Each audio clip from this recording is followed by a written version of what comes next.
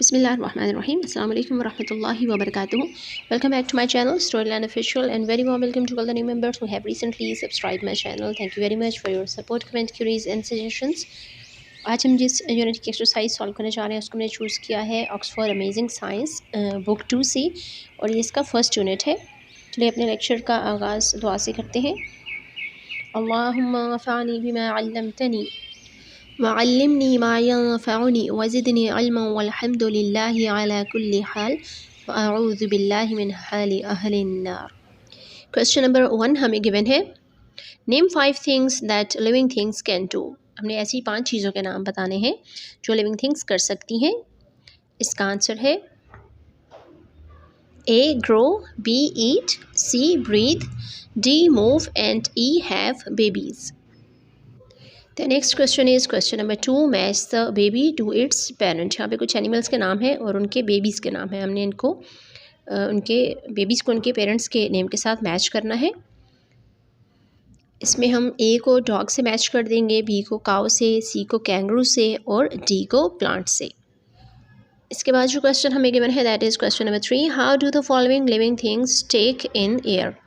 अब नीचे जो लिविंग थिंग्स बताई गई हैं ये सांस किस तरह से ले रही हैं, यानी अपनी बॉडी में एयर को किस तरह से एंटर करती हैं। ए है a boy, B butterfly, C a fish and D a plant. इनको हमने जो इसका करेक्ट कॉलम है उसके साथ मैच करना है। ए को हम मैच करेंगे by his nose and mouth, B को हम मैच कर देंगे by small holes on its body, C को हम मैच करेंगे by its gills and D by small holes in the leaves. और इसके बाद हमें जो क्वेश्चन गिवन है that is question number 4 answer the following questions. Why do living things need food, B है how do plants make their own food, सी है how does a caterpillar breathe, D है how does a fish swim in water and E how does a plant make seeds. सबसे पहले हम first question के answer को देख लेते हैं।